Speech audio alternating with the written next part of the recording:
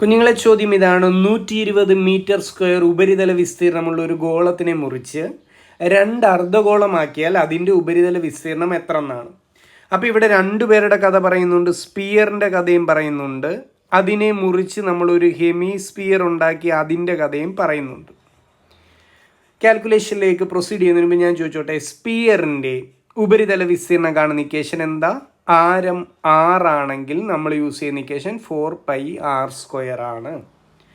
അതേ ഗോളത്തിനെ മുറിച്ചാണ് നമ്മൾ ഹെമിസ്ഫിയർ ഉണ്ടാക്കിയത്. ഹെമിസ്ഫിയറിൻ്റെ ഉപരിതല വിസ്തീർണം കാണുന്ന ഇക്വേഷൻ എന്താ? 3πr² ആണ്. ഈ 2 ഇക്വേഷൻസ് അറിഞ്ഞിരിക്കും. ഇനി നമുക്ക് പ്രൊസീഡ് ചെയ്യാം.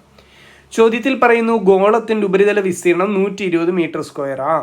ഗോളത്തിൻ്റെ ഉപരിതല വിസ്തീർണം കാണുന്ന ഇക്വേഷൻ നിങ്ങൾക്കറിയാം 4πr². അപ്പോൾ 4πr² വിലയാണ് തന്നിരിക്കുന്നത് 120. എന്താ കണ്ടുപിടിക്കണ്ടേ? അർദ്ധഗോളത്തിൻ്റെ ഉപരിതല വിസ്തീർണം. അത് എത്രയായി ഇക്വേഷൻ? 3πr² ആണെന്ന് എൻ്റെ കുട്ടികൾക്കറിയാം. അതിൻ്റെ വില എത്ര എന്നാണ് അറിയേണ്ടത്. 4πr² വില 120 എങ്കിൽ 3πr² വില എത്ര എന്നറിഞ്ഞാൽ മതി. നമുക്കൊന്ന് ക്രോസ് ചെയ്താലോ. 3πr² into 120 divided by 4πr². മുകളിലും താഴെ ആര് ക്യാൻസലാകും? πr² ക്യാൻസലാകും. ബാക്കിയുള്ളവരെ ഗുണിച്ചാൽ 3 ഗുണം 120 മുകളിൽ വരും. 3 ഗുണം 120 എത്രയാ? 360. താഴെ എത്ര മാത്രമാകും? 4. 360 ഭാഗം 4. നമ്മുടെ ആൻസർ എത്രയാ?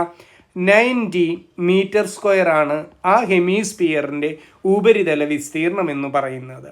ക്ലിയർ ആയോ? ഓക്കെ അല്ലേ? ശരി, താങ്ക് യു.